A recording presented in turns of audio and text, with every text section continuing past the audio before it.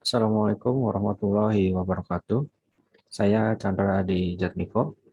Kali ini saya akan membahas dan menjelaskan pada Lab Activity 4.3.4, yaitu Linux Server.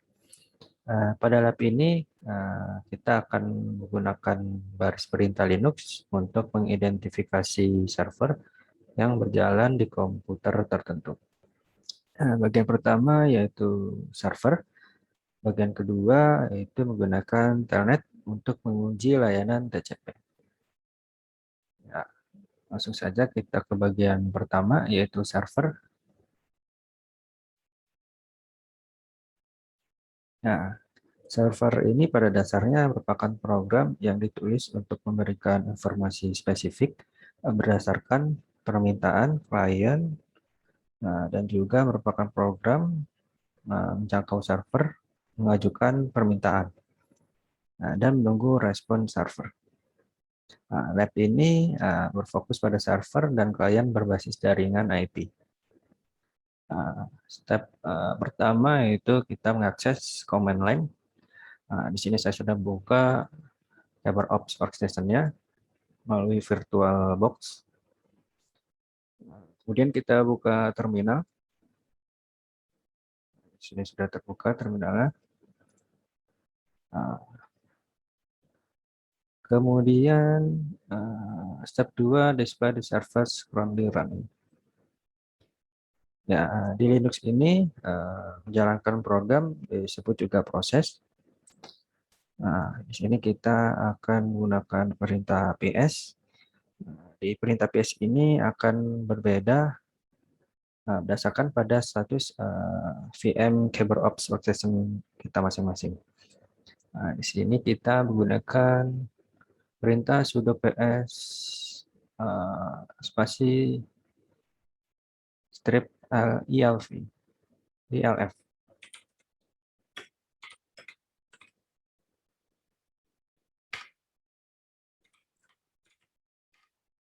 Nah, berikut ini adalah tampilan dari ps spasi strip elf.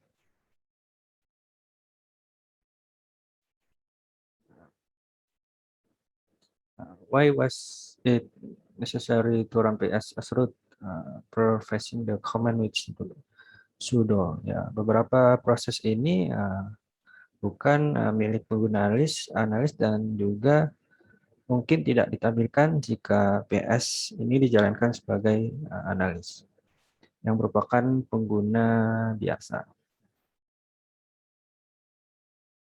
Selanjutnya, Linux program ini juga dapat memanggil program lain. Perintah PS juga dapat digunakan untuk menampilkan hierarki.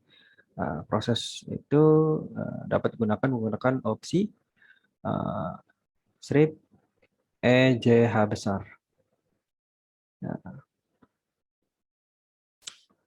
Note, informasi proses ini menggunakan layanan NGINX. Dan nilai value PID ini akan berbeda. Kita masukkan perintahnya terlebih dahulu. Sudo sbin NGINX.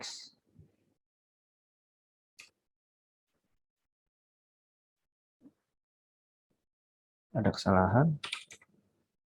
Sudo sbin.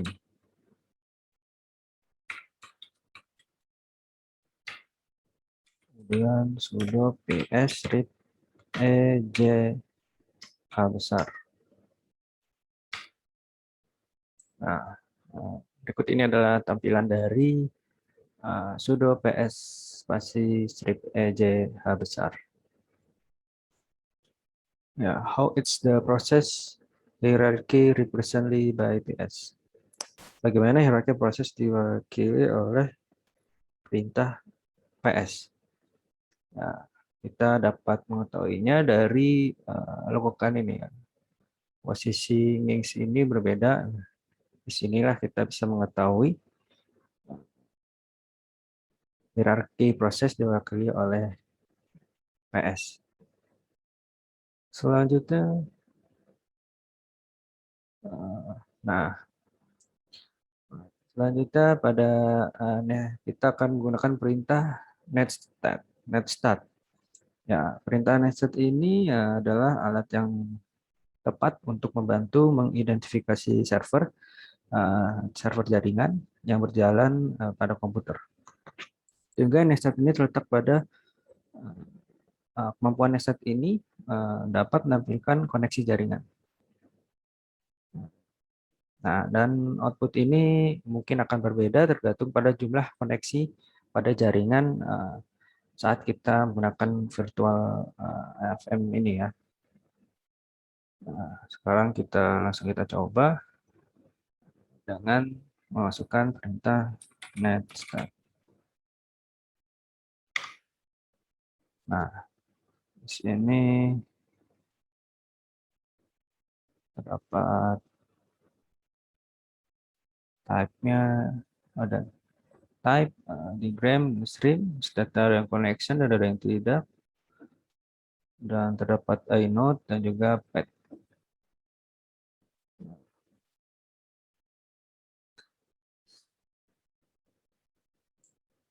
Nah, seperti yang terlihat di sini, Nestat ini menampilkan banyak informasi saat digunakan uh, pada jaringan ini. Dan juga banyak yang digunakan untuk memfilter dan memformat output Nestat sehingga lebih berguna. Selanjutnya kita akan menggunakan Nestat dengan menambahkan perintah strip tune up TUNAP. Ya, dengan sudah Nestat pasti strip tune up. Nah, mari kita coba sudo netstat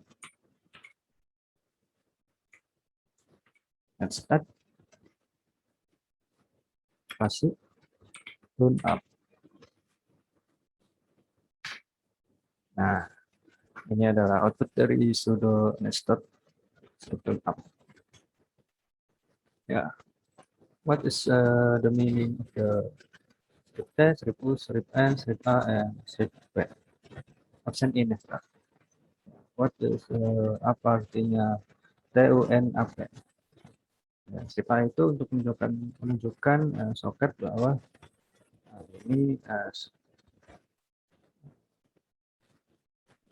mereka ini pada baris ini stepnya adalah distance, dan strip n itu adalah output numerik seperti tidak ada DNS, port layanan, atau resolusi pengguna. Dan strip P-nya itu adalah menampilkan PID dari proses pemilik koneksi. Strip T itu menunjukkan koneksi, dan U adalah menunjukkan koneksi UDP atau UDP.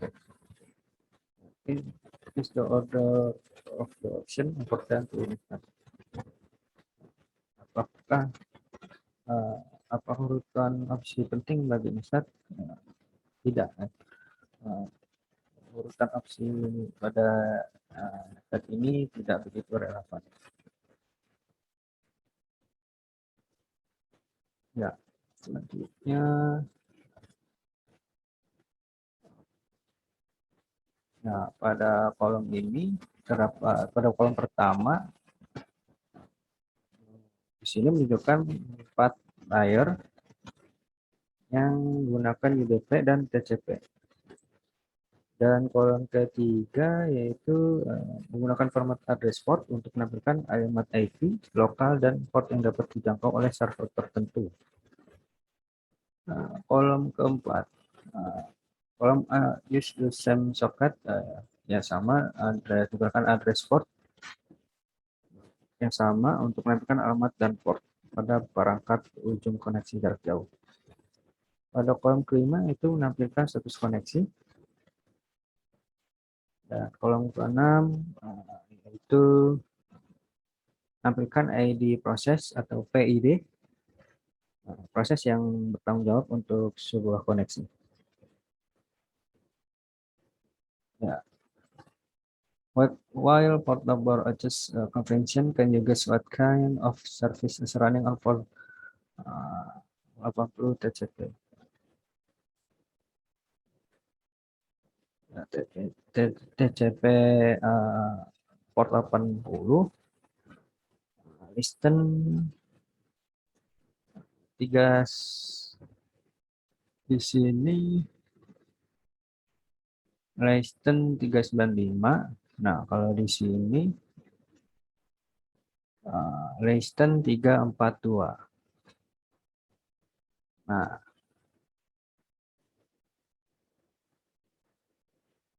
ya di sini pada baris kedua dia listennya baik nomor bitnya yaitu 342.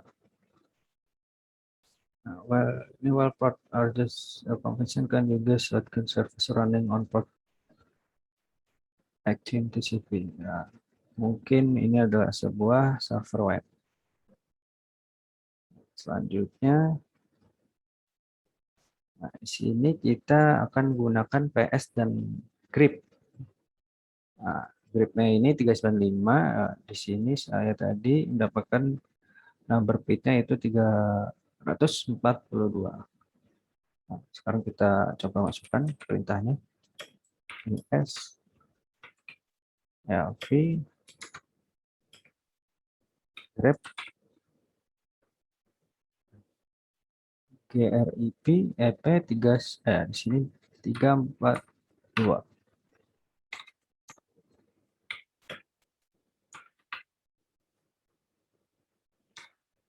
Nah, di sini terdapat output ada 2 baris. Nah, kalau di contoh sini di lab source ini terdapat 3 baris. Ya, pada output ini perintah PS disalurkan melalui perintah grep ini untuk menyaring baris yang berisi angka 342 saja. Nah, hasilnya adalah 2 baris. Nah, what is ings? What is nginx? NGINX. What is the function? Ya, apa itu ings dan apa fungsinya? Nah, NGINX ini atau nginx ini adalah sebuah server web yang ringan dan juga cepat dan juga dapat membantu dalam menemukan informasi tentang proses yang tidak dikenal. Ya, baris kedua. The second line, so that process 396 is out by username HTTP, HTTPN has process number. Ya, why is the last line showing grep? Mengapa garis terakhir menunjukkan grep 395? Ya, karena kalau di sini karena grep 342 ini digunakan untuk menyaring ya keluaran perintah dari PS ketika keluaran itu dikompilisasi. Grab 342 ini masih berjalan dan karena itu akan muncul daftar tersebut.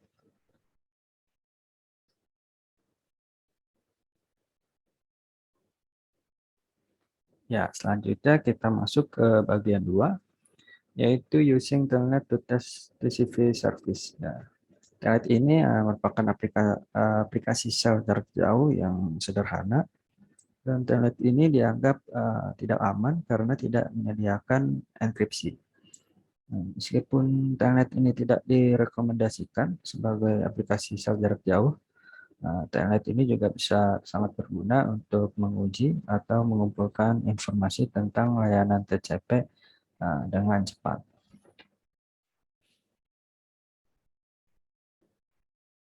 Ya, selanjutnya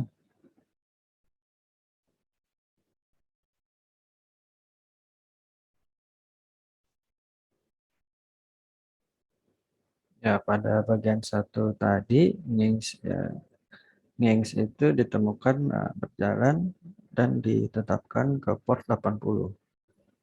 Nah, sekarang kita akan menggunakan telnet untuk terhubung ke host lokal pada port 80 TCP.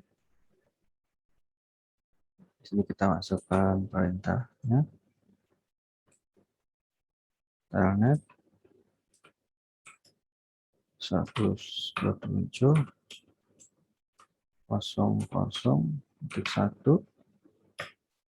spasi 80.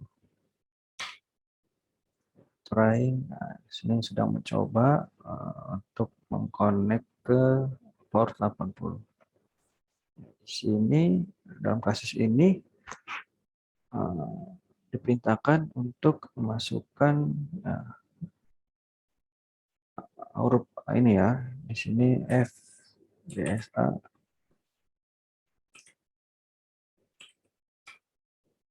Ya, di sini terdapat keluaran bad request, yang artinya tidak terhubung atau file.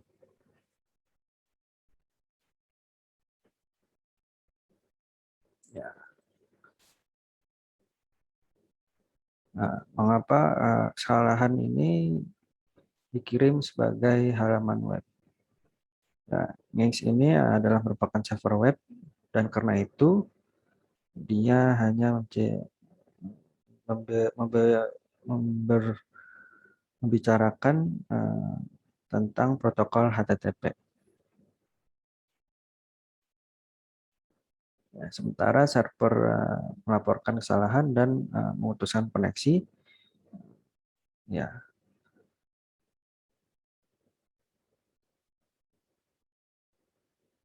while the server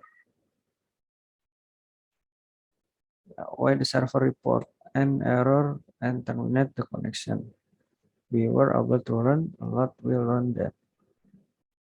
Ya, satu Inks ini dengan PID 395 ya. Di sini 342. Nah, versi Inks-nya yang saya pakai ini adalah 1.16.1.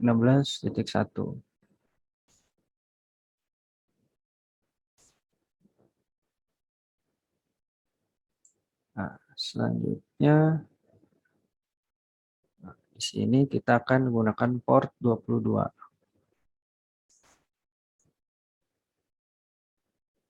Ya, mungkin untuk melihat proses yang terhubung ke port 22 ini, telnet akan menggabungkannya atau menghubungkannya.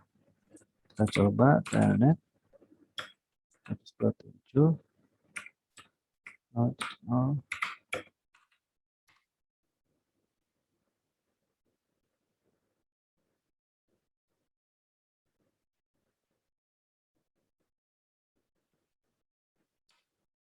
Nah, di sini sama invalid SSH identification string.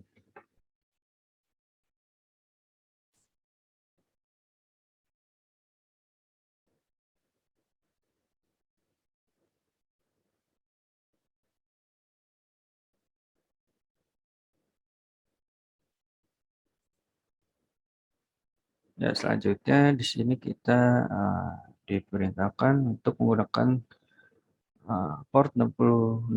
Use telnet to connect to port 66. What happened? Kita coba.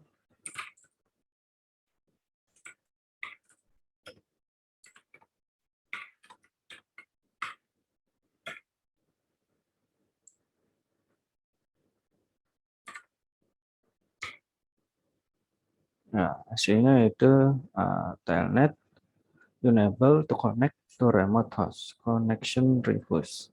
Ya, mengacu pada output nested. Mungkin untuk melihat bahwa port 66 ini, 68 ini sebenarnya adalah port UDP. Dan telnet merupakan protokol berbasis TCP dan tidak akan dapat terhubung ke port UDP.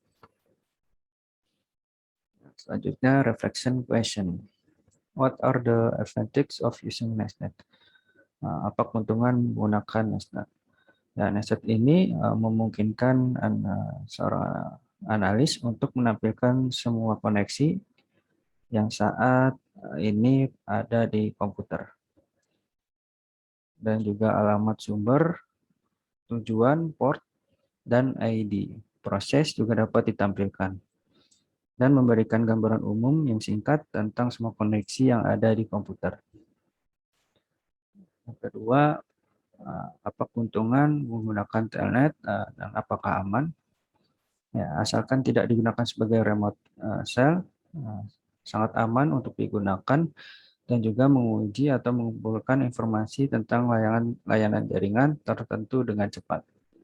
Nah, cukup sekian dari pembahasan 4.3.4 Linux Server.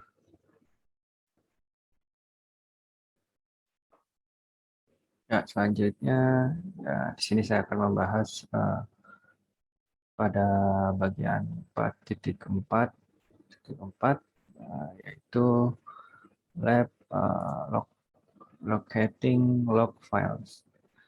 Ya, di sini ada 3 bagian, itu yang pertama log file overview, yang kedua locating log file and kernel system, yang ketiga monitoring log file in real time. Langsung saja bagian pertama yaitu log file overview. Ya, pada langkah ini karena file log ini pada dasarnya adalah cara untuk melacak peristiwa tertentu, jenis informasi yang disimpan bervariasi tergantung pada aplikasi atau layanan yang menghasilkan peristiwa tersebut. Nah, step pertama yaitu web server log file example atau contoh file log server web. Nah, saya ada timestamp. Timestamp itu merupakan bagian catatan kapan acara berlangsung. Type yaitu jenis acara atau event. Selanjutnya bit itu berisi tentang informasi tentang ID proses. Dan jika klien ini mencatat alamat IP dari klien yang meminta. Selanjutnya description itu berisi tentang deskripsi event. Selanjutnya gunakan perintah cat di bawah ini untuk membuat daftar file log sampel server web. File sampler terletak di /var/log. Nah, kita coba. Sini kita masukkan perintah cat /var/log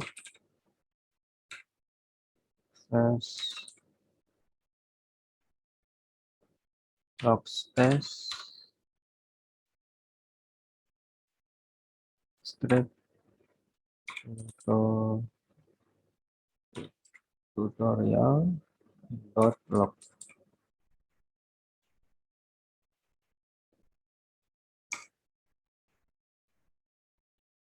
Nah, ini adalah hasilnya atau outputnya.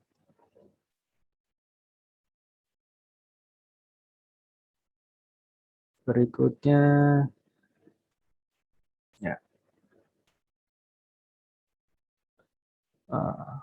apakah output di atas masih dianggap sebagai web transaksi? Ya, ini adalah cara web bidang berada dalam urutan yang berbeda, tetapi pesan GET, keberadaan alamat IP klien, referensi ke berbagai browser web, dan HTTP versi 1.1. Dan menegaskan bahwa ini adalah file log server web, formatnya berbeda karena layanan dikonfigurasinya untuk merekam bidang yang berbeda dalam urutan yang berbeda. Selanjutnya, step kedua yaitu operating system log file example.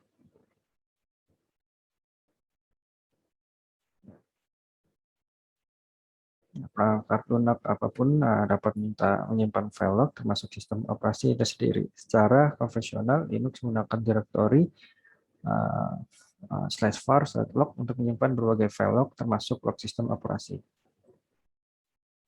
Ya, tekan enter untuk memajukan baris demi baris atau space untuk memajukan seluruh halaman, tekan key atau CTRL plus C untuk membatalkan dan keluar lagi. Di sini kita coba masukkan perintah sudo more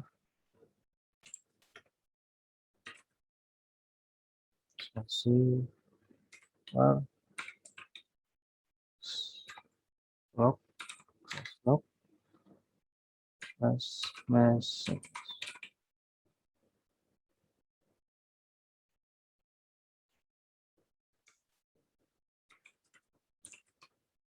Nah, berikut ini adalah hasil dari atau keluaran dari sudo more pada lokasi var log message.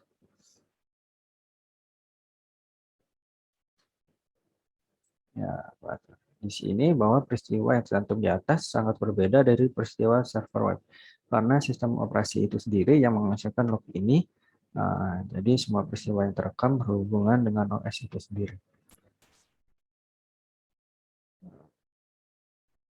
Jika perlu jika perlu kita dapat menekan Ctrl plus C untuk keluar dari perintah sebelumnya.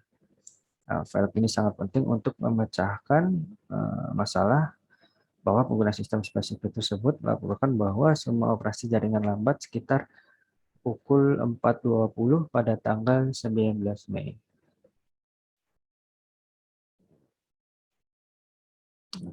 Can you find evidence of that in the log entries so above? Dapatkah Anda menemukan bukti bahwa dalam entry log yang ditentukan di atas? Ya, pada 19 Mei jam 4.19 detik 53 hingga menit keempat pada jam 4 menit 21 detik ke 27.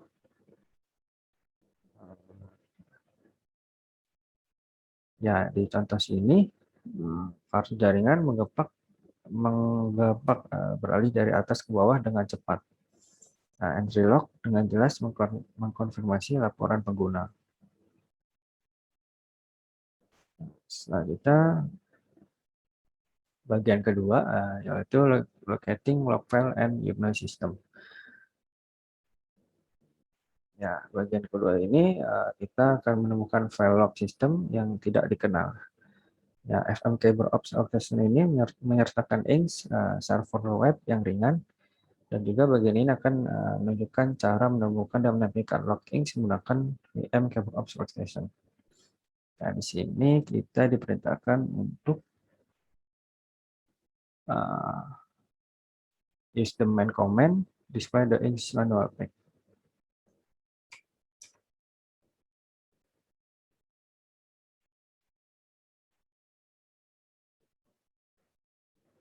Nah, kita masukkan perintah sini main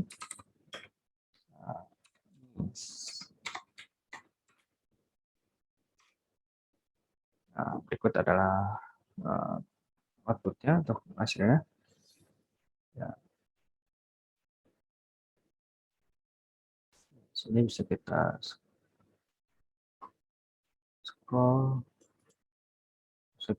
ke bawah untuk menemukan bagian logging INS dokumentasi memperjelas bahwa INS mendukung logging dengan lokasi file lognya ditentukan pada waktu komplisasi.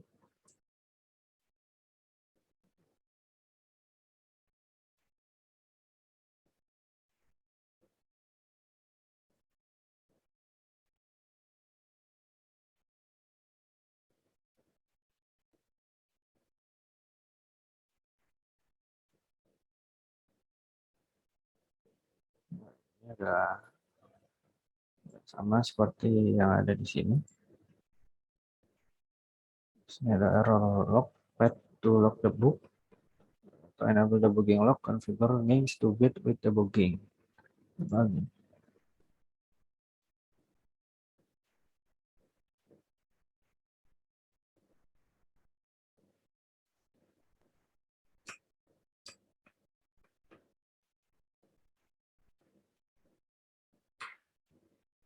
Nah, selanjutnya di sini kita diperintahkan untuk memasukkan PSX dan GreatInks.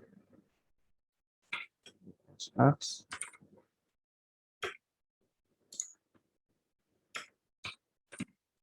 GreatInks. Nah, berikutnya adalah hasilnya.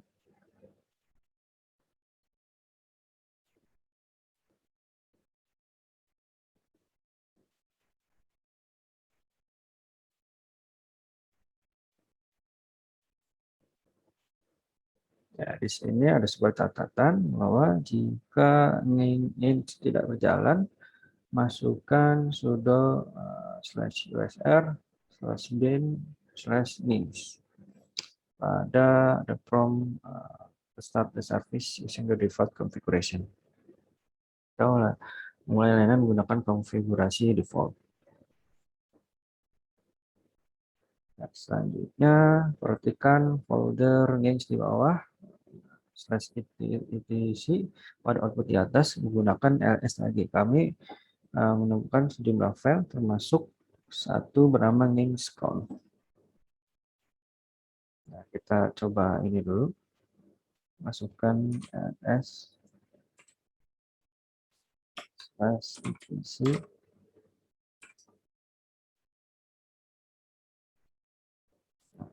Ini adalah hasilnya. Ya, di sini dapat ins.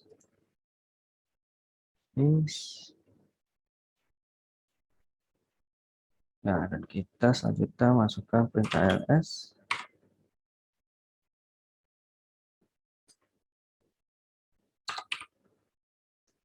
and etc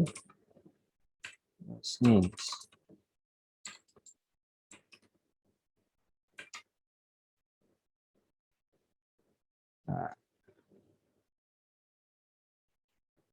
Nah, di sini terdapat nins.conf.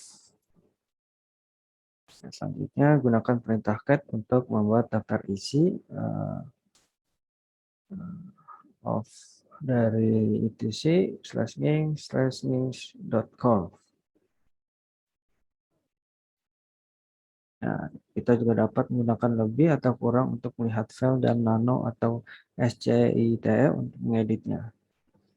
Nah, saja kita masukkan perintah cat isi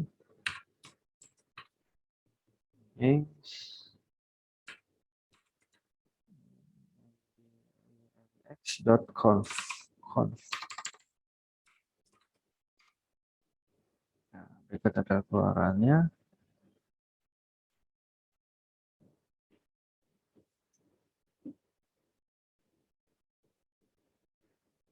Ya, sekilas melihat file konfigurasi mengungkapkan bahwa itu adalah file konfigurasi inks. Karena lokasi file log inks tidak disebutkan secara langsung, kemungkinan besar inks menggunakan nilai default untuk itu. Mengikuti konvensi penyimpanan file log di bawah,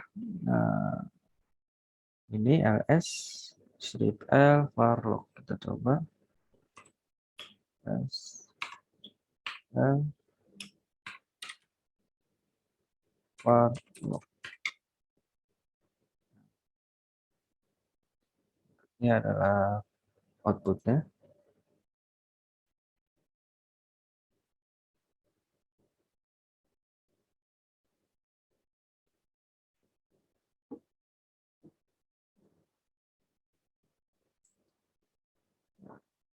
Selanjutnya seperti yang ditunjukkan di atas di sini, bahwa direktori varlog memiliki subdirektori bernama inks. Nah, gunakan perintah ls lagi untuk membuat daftar isi varlog inks. Nah, kita masukkan berikutnya sudo ls strip l varlog.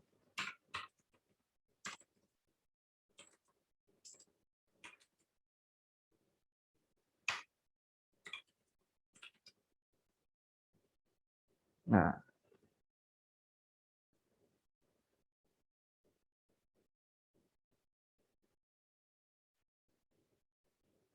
Berikut adalah hasilnya.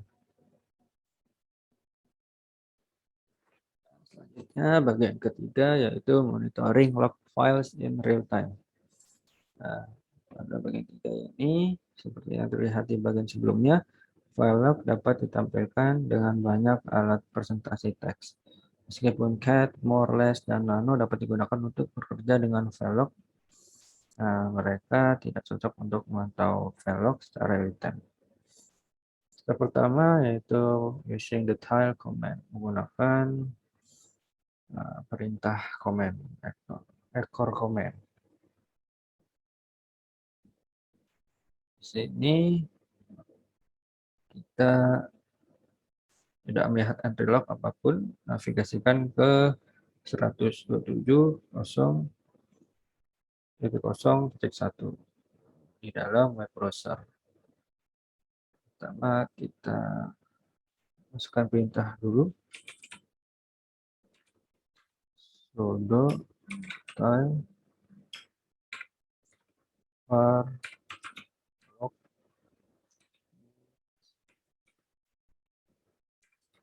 access log.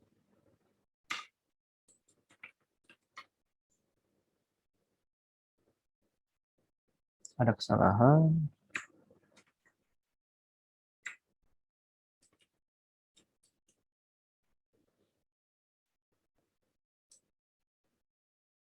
Sudo log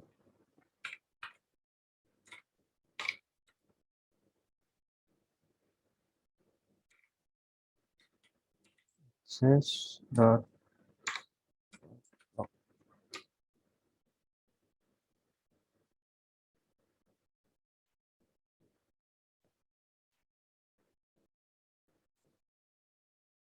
Nah, berikut adalah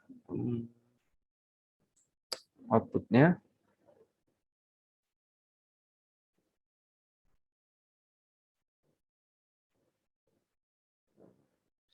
Selanjutnya kita menggunakan opsi N untuk menentukan berapa banyak baris dari akhir file yang harus ditampilkan.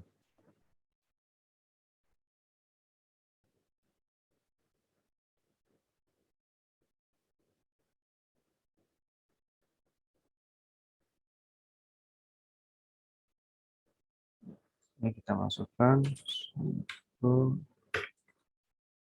child strip N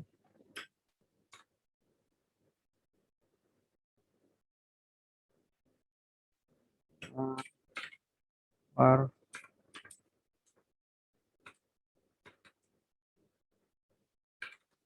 slash log.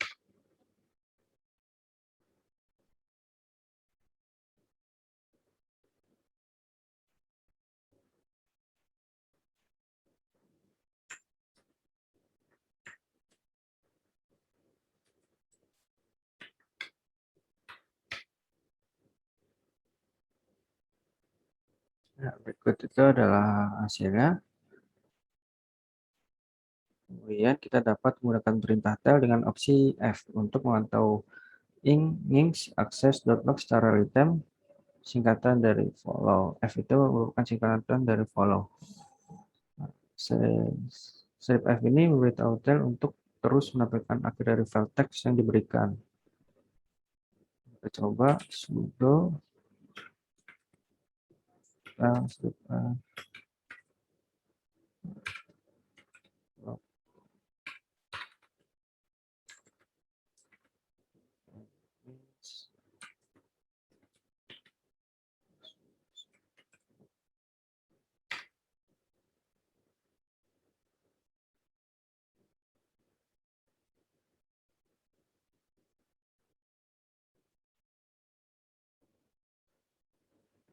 Berikut adalah laporannya. Ya, kita coba buka browser. Ya, dengan tel masih berjalan di jendela terminal, klik icon browser, web TikTok untuk buka jendela browser web. Nah, di sini masih enable to connected.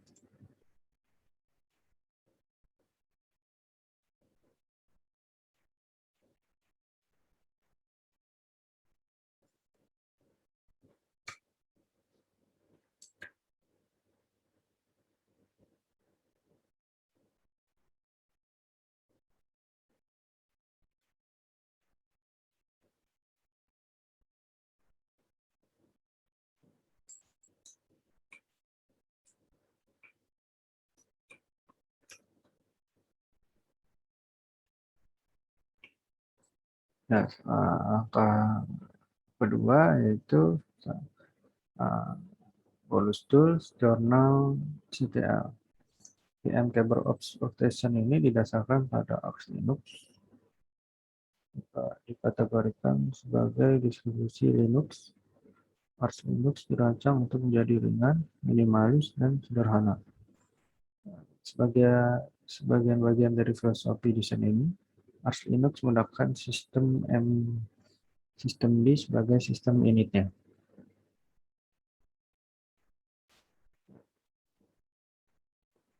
Nah, di terminal di keyboard extension, kita masukkan perintah zona ctl.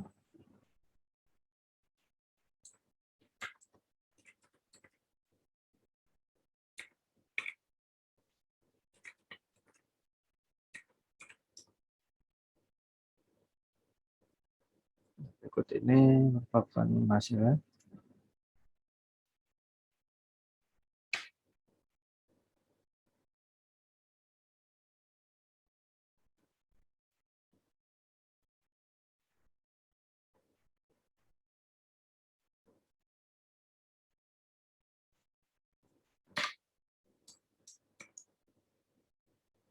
Bisa kita enter untuk menambah length.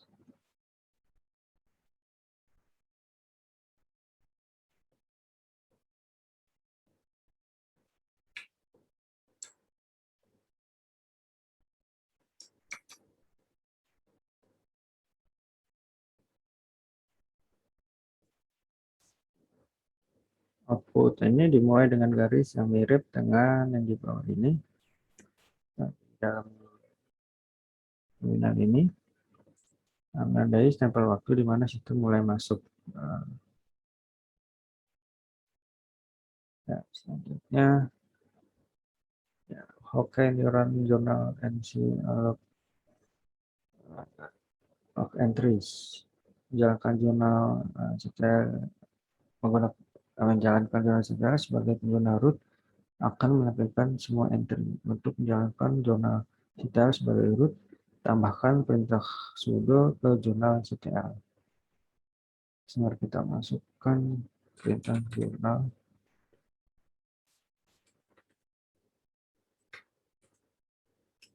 supi. Nah, berikut adalah outputnya.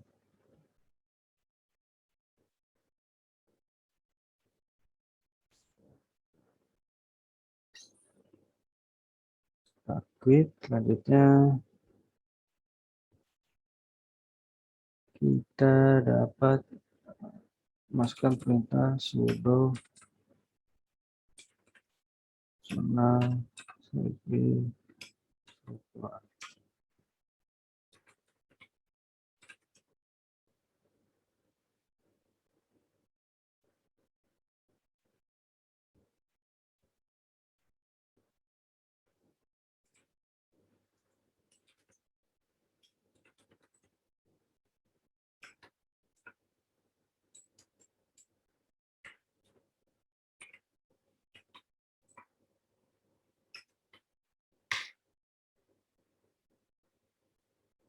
Ya, berikut ini adalah outputnya.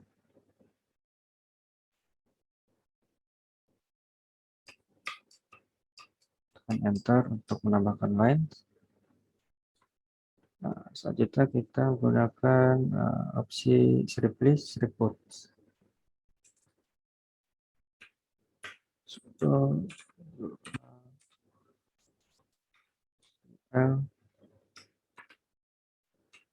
list put. Ya. merupakan hasilnya. Kemudian kita dapat menggunakan strip since time range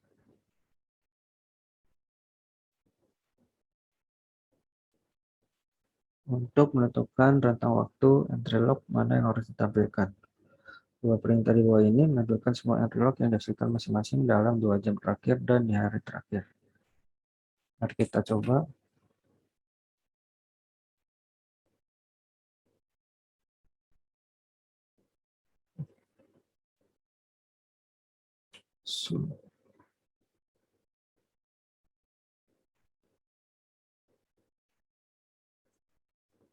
Sudo ctl since 2 hours ago.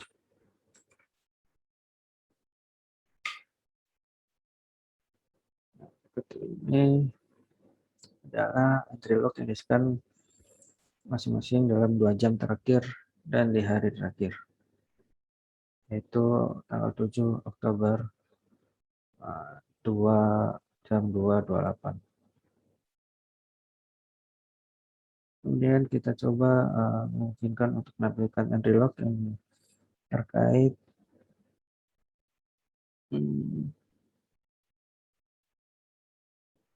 nah, kita coba untuk since 1 day ago. So,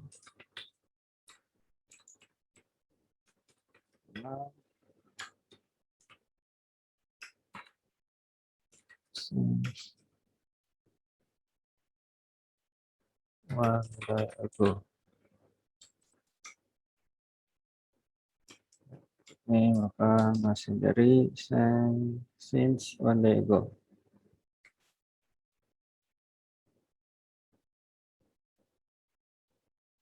Ya, selanjutnya jurnal CTL juga memungkinkan untuk menampilkan entry log yang terkait dengan layanan tertentu dengan opsi strip view. Di sini masukkan perintah sudo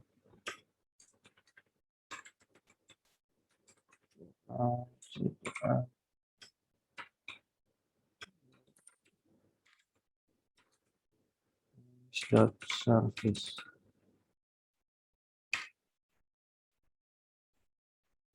Berikut adalah hasilnya.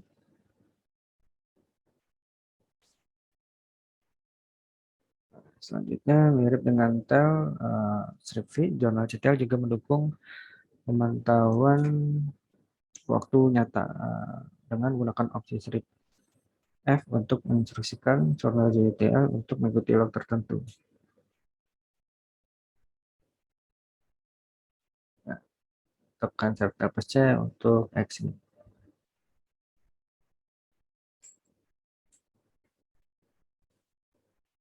Kita coba sudo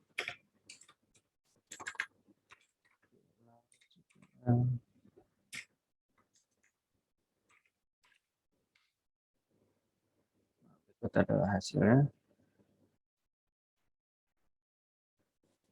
Nah, selanjutnya jurnal CTL ini juga mendukung opsi pencampuran untuk pencapaian set filter yang diinginkan.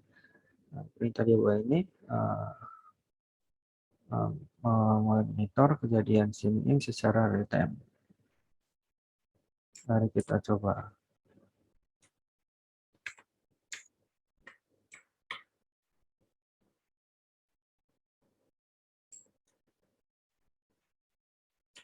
Sudo ctl strip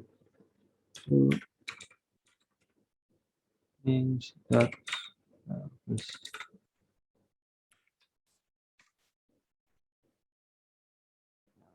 Ini adalah opsi campuran untuk menyampaikan set filter yang diinginkan.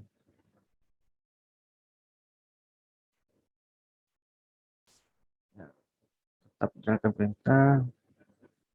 Kita di sini diperintahkan untuk membuka web browser dan memasukkan IP 127.1.1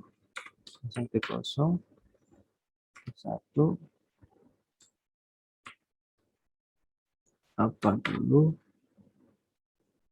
80.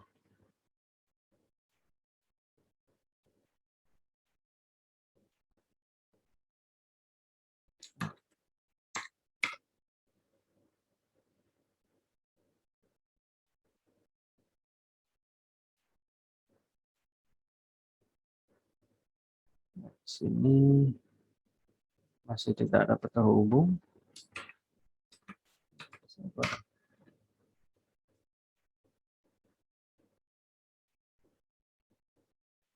Ya, di sini masih terjadi tidak dapat connect atau unable to connect. Mungkin ada beberapa masalah. Use RLC to quit journal CTL.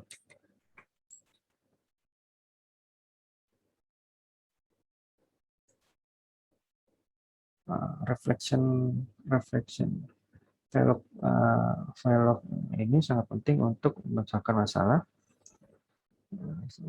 dan lokasi velog ini mengikuti konvensi tetapi pada akhirnya memilih pengembang, dan juga lebih sering mendapatkan informasi velog, yaitu lokasi, nama, dan file disertakan dalam dokumentasi. Jika dokumentasi tidak memberikan informasi yang berguna pada velog, kombinasi web dan integrasi sistem harus digunakan. Sekian dari pembahasan lab 4.4.4 locating log files.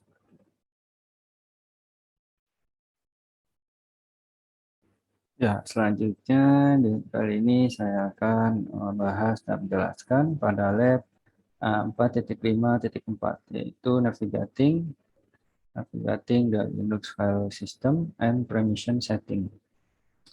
Di sini terdiri dari 3 objek. Yang pertama itu exploring file system di Linux, kedua file permission, ketiga yaitu symbolic links and other special file types. Nah, pada bagian satu ini kita akan exploring atau menjelajahi file system di dalam Linux. Ya, di Linux file system ini merupakan salah satu fitur yang paling populer. Nah, meskipun Linux ini mendukung berbagai jenis sistem file, dan lab ini akan berfokus pada salah satu sistem file yang paling umum ditemukan di dalam Linux. Ya, langsung saja. Langkah pertama di sini kita membuka akses the command line terminal atau terminal. Di sini saya sudah membuka. Langkah kedua yaitu display the file system currently mounted. Ya, file system ini harus dipasang sebelum dapat diakses dan digunakan. Memasang sistem file ini berarti kita membuat akses sistem operasi. Ya, memasang sistem file ini merupakan proses yang menghubungkan partisi fisik pada perangkat blok atau hard drive, drive SSD, pen drive, dan lain-lain ke dalam directory di mana seluruh sistem file dapat diakses. Nah, karena directory yang disebutkan itu akan jadi akar dari sistem file yang terbaru. Ya, di sini kita gunakan perintah ls blk.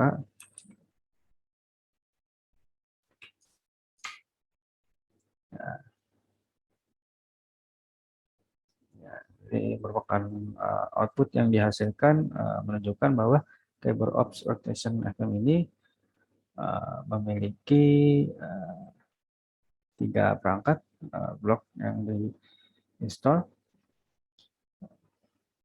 itu SR0, SDB 1, dan SDA. Ya, output ini bentuknya seperti pohon dan juga menunjukkan partisi di bawah SDA dan SDB. Secara konvensional, dev SDX digunakan oleh Linux untuk mewakili hard drive dengan nomor tambahan mewakili nomor partisi di dalam perangkat. Nah, selanjutnya, di sini kita akan menggunakan perintah mount untuk menampilkan informasi lebih rinci tentang sistem file yang saat dipasang di dalam VirtualBox ini atau FM CyberOps Workstation. Di sini kita masukkan perintah mount. Nah, berikutnya ini adalah hasilnya atau outputnya.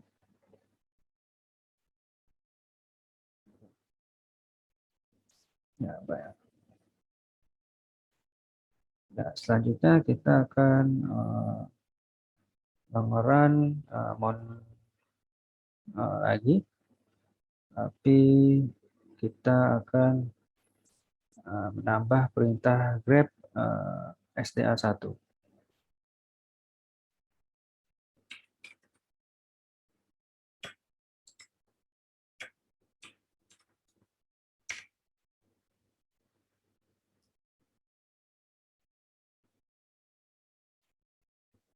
Kesalahan.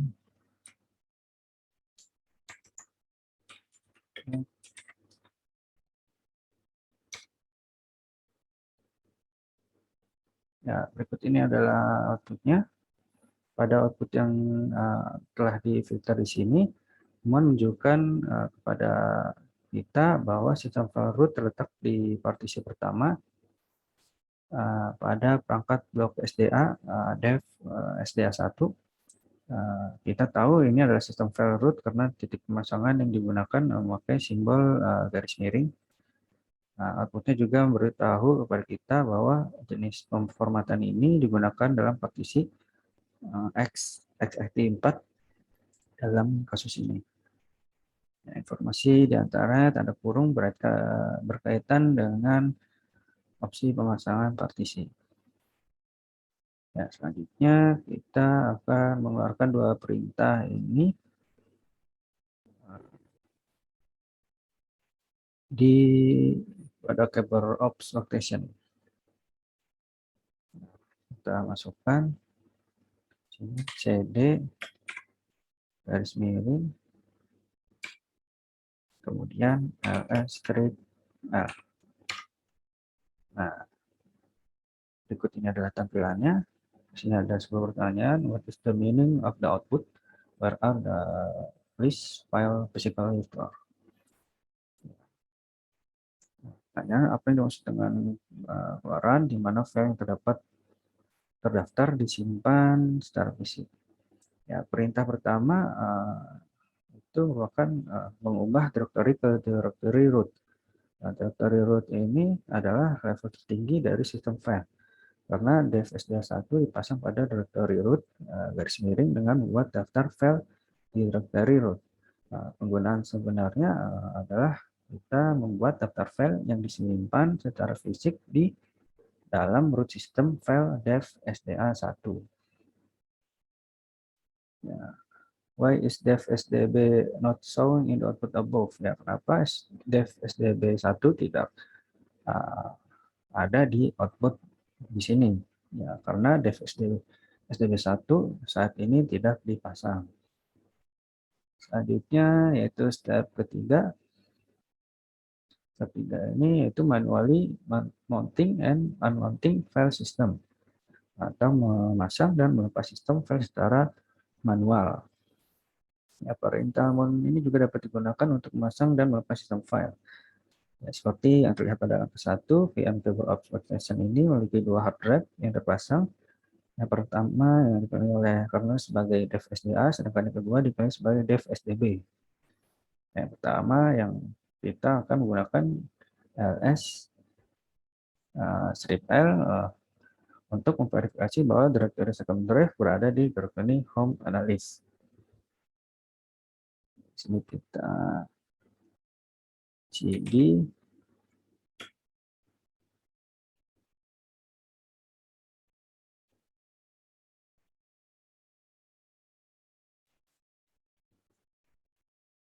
ya, di sini yang pertama kita masukkan cd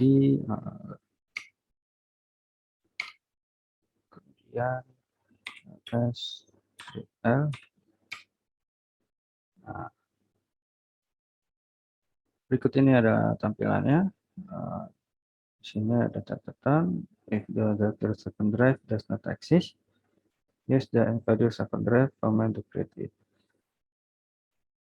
Sini telah keluar second drive-nya. Kemudian selanjutnya kita gunakan ls strip l again lagi untuk membuat daftar isi directory second drive yang baru. Nah, di sini kita masukkan ls l second drive.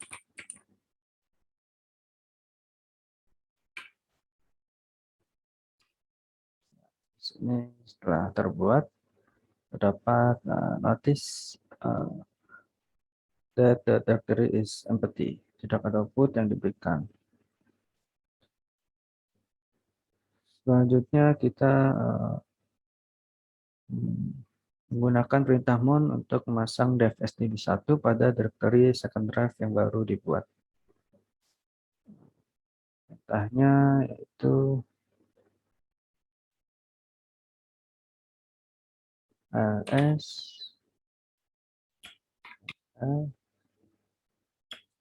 second drive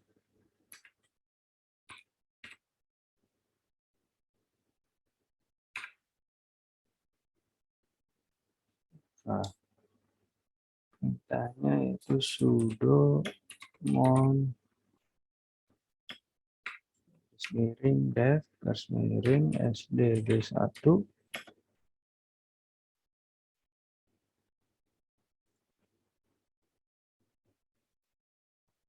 sdb1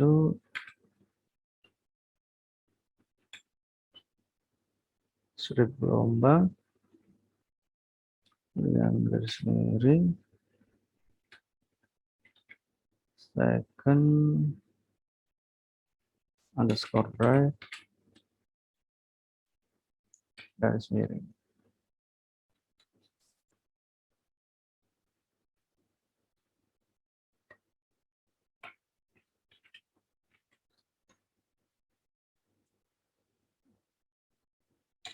Ya, sekarang kita akan menggunakan dev sdb1 yang telah dimount pada home analyst second drive menggunakan ls scriptline untuk membuat daftar isi directory lagi. Kita masukkan ls second drive.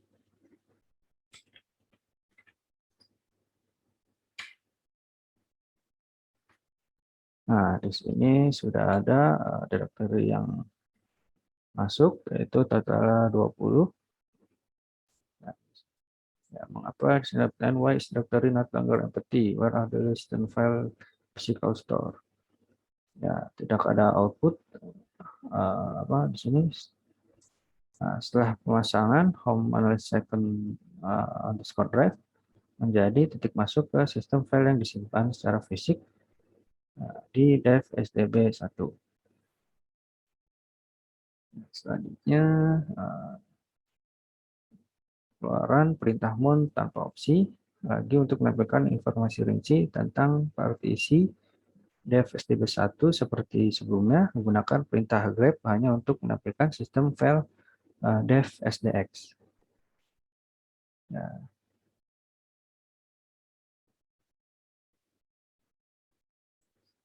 kemudian kita masukkan perintah mount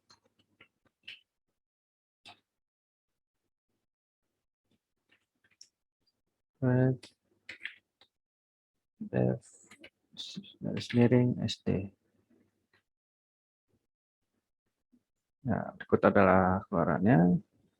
Selanjutnya kita akan melepaskan sistem file yang sama, file yang sederhana, dan memastikan mengubah directory ke suatu titik pemasangan dan menggunakan perintah unmount.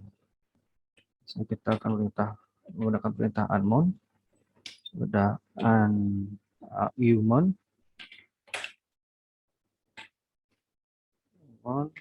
garis miring dev garis miring sdb1.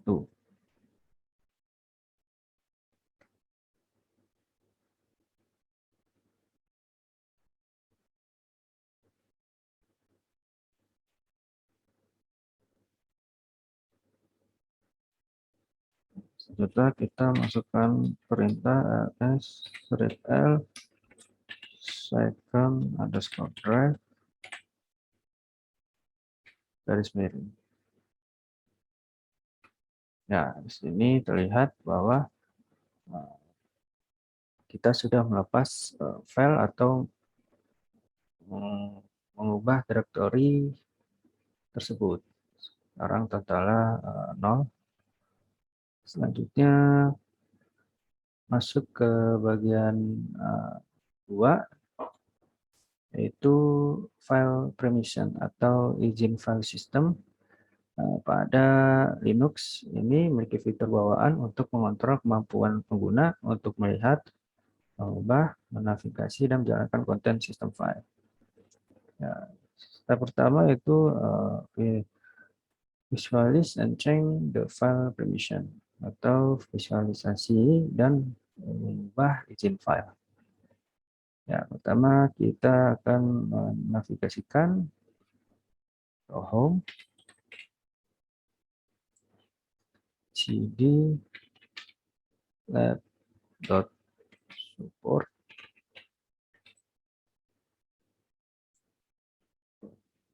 .files garis miring script garis miring.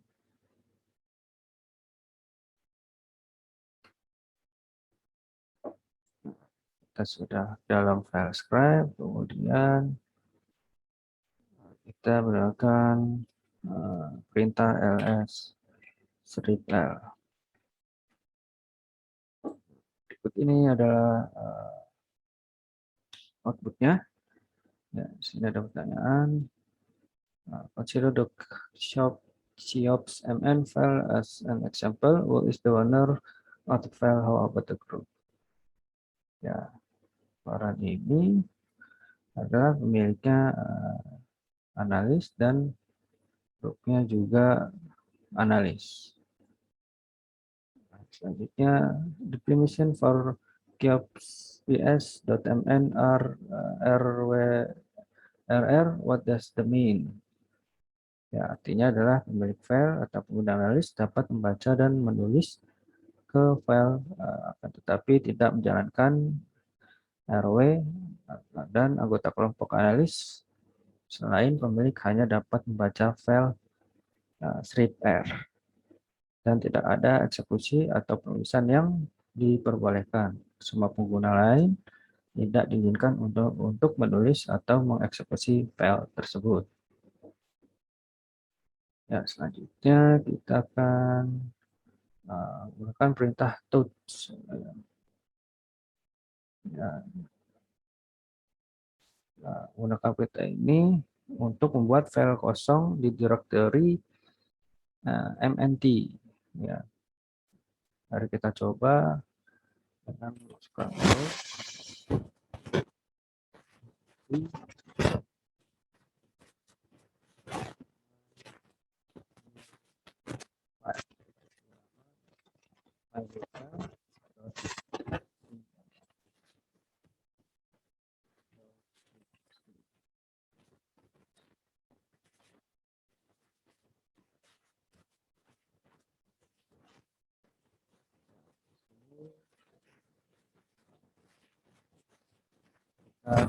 buat kosong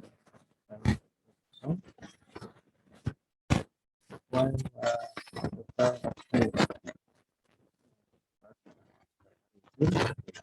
konten directory atau dan jelaskan konten ini akan menggunakan opsi replay.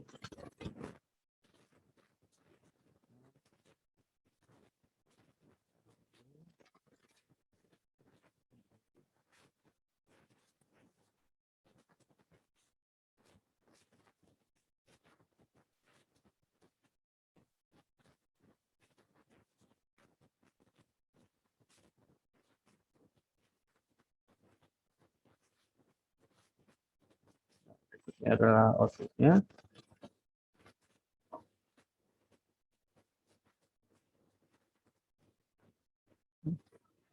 What can be done for the touch comments so above to be successful. Nah, izin directory MNT ini dimiliki oleh pengguna root dengan izin drwxr, x. Nah, dengan cara ini hanya pengguna root yang diberikan untuk menulis ke folder MNT.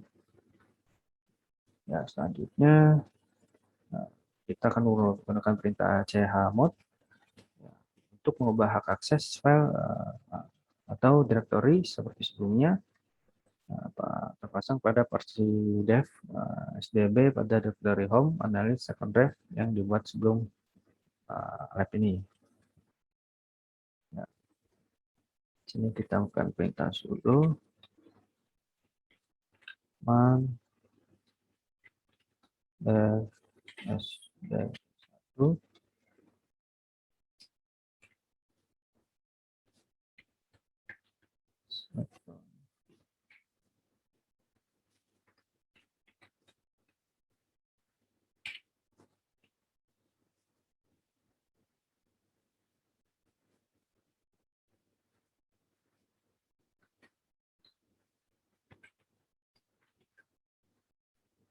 ya. Dan kita mengubah directory second drive ini ke daftar isinya. Akan cd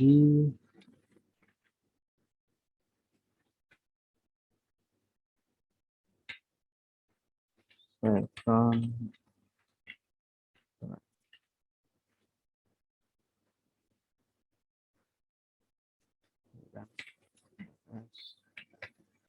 nah, sini sudah terdapat outputnya. Ya.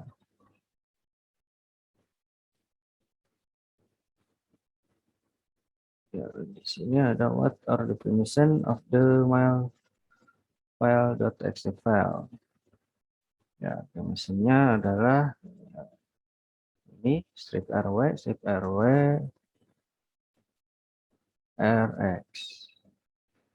Selanjutnya kita menggunakan perintah chmod untuk mengubah hak akses my file.txt. Ya.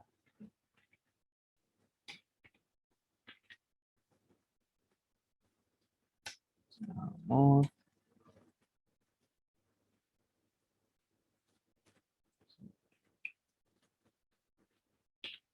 my file.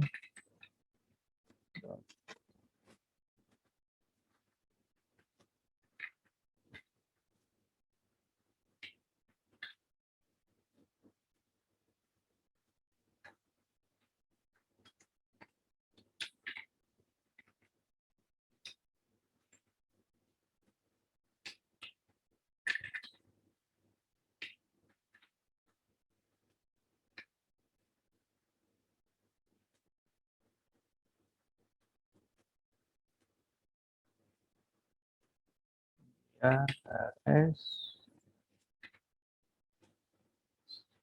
Nah,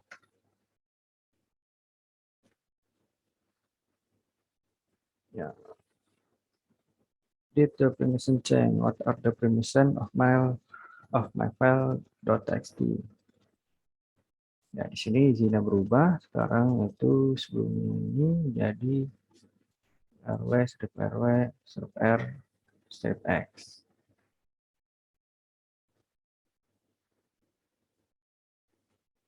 Ya, selanjutnya kita menggunakan perintah count untuk mengubah kepemilikan file atau directory. Langsung saja kita masukkan perintahnya. Count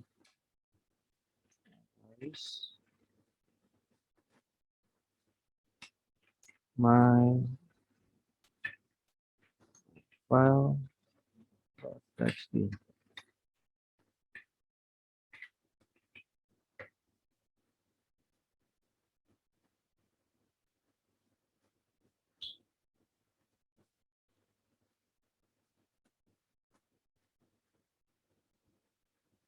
untuk mengubah pemilikan grup menjadi analis pada saat sama gunakan perintah sudo chown analis myfile.txt. Sekarang selanjutnya kita akan menambahkan kata tes pada ini myfile.txt. Langsung saja kita masukkan perintahnya test my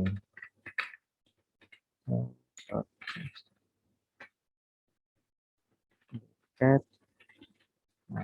file.txt.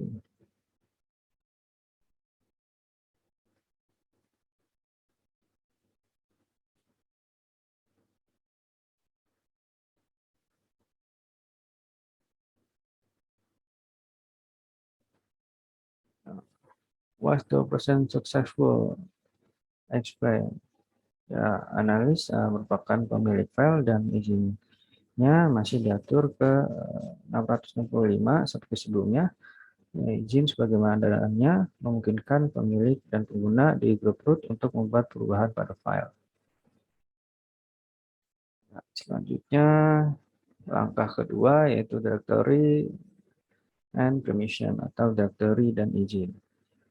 Ya, ini mirip dengan file biasa. Directory ini juga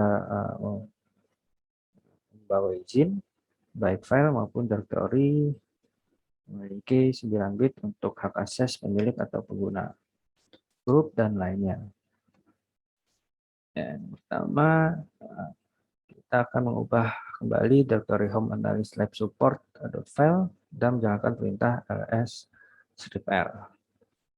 Langsung saja kita masukkan cd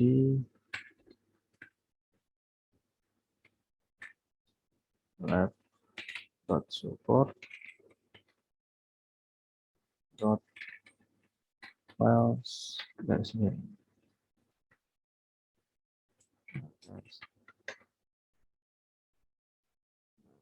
Ini adalah outputnya.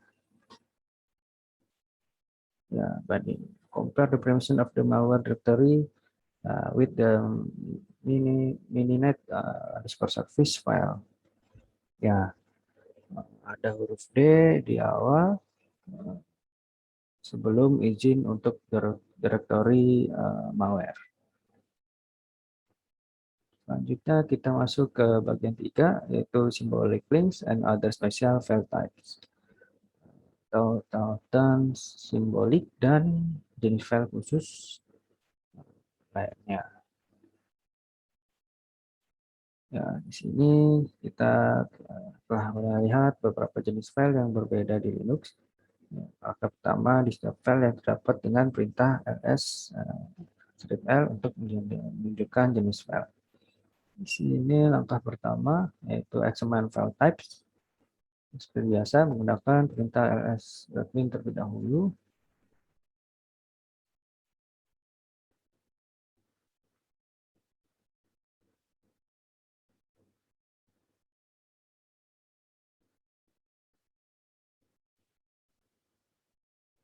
Pertama kita masukkan perintah ls-l terlebih dahulu. Dan berikut ada outputnya. Ya.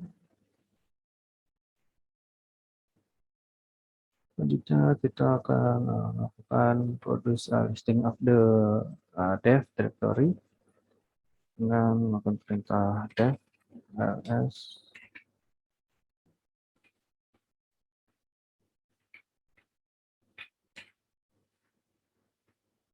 Nah, berikut ada outputnya. Nah, selanjutnya tautan simbolis di Linux seperti pintasan di Windows. Nah, ada dua jenis.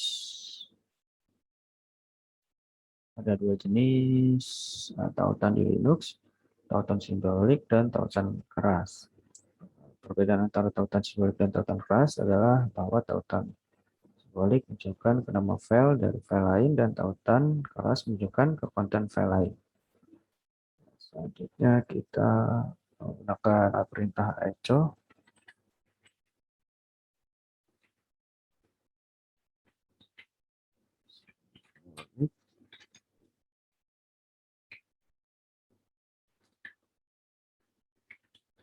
file1.txt.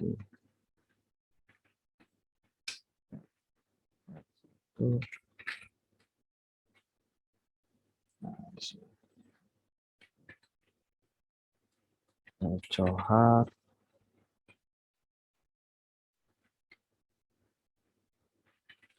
file2.txt.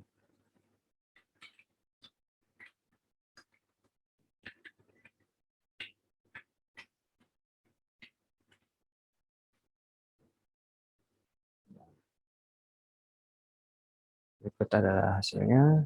Kemudian selanjutnya kita menggunakan ls strip s untuk membuat tautan simbolis ke file 1.txt dan ln untuk membuat tautan ke hard ke file 2.txt.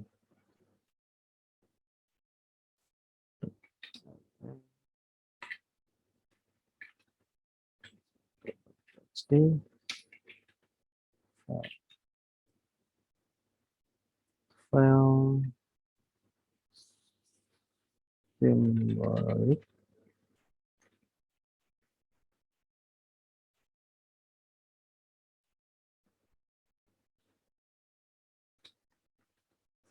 satu simbol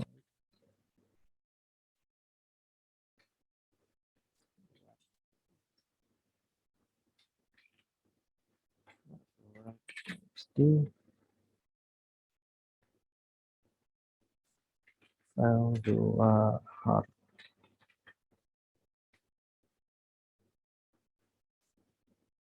Selanjutnya bukan perintah stripl untuk periksa daftar directory.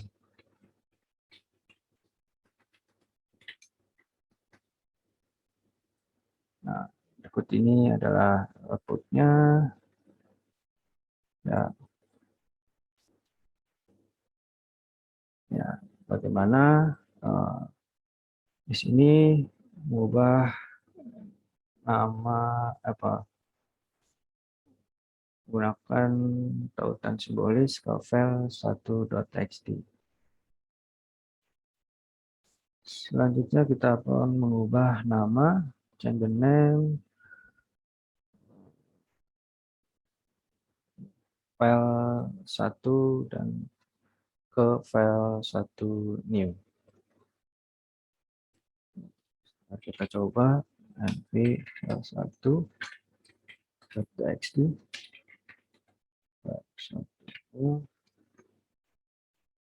txt dan perintah mv. Selanjutnya kita mengubah file 2.txt ke file 2 new.txt. Paket file 2 hard simbolik terlebih dahulu, file 1 simbolik.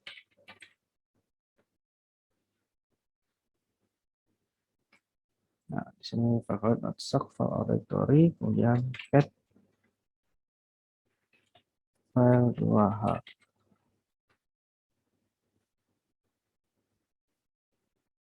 Ya, berikut adalah hasilnya.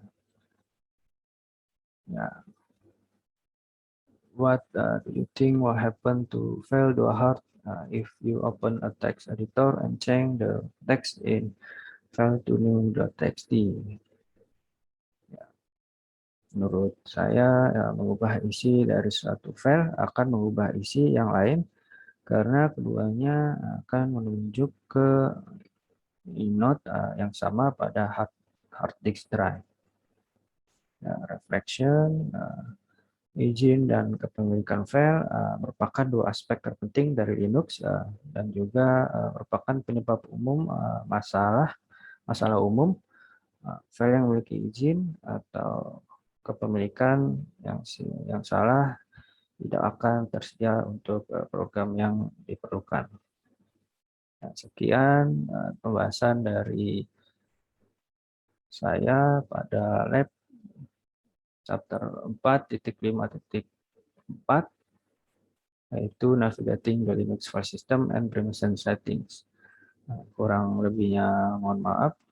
Wassalamualaikum warahmatullahi wabarakatuh.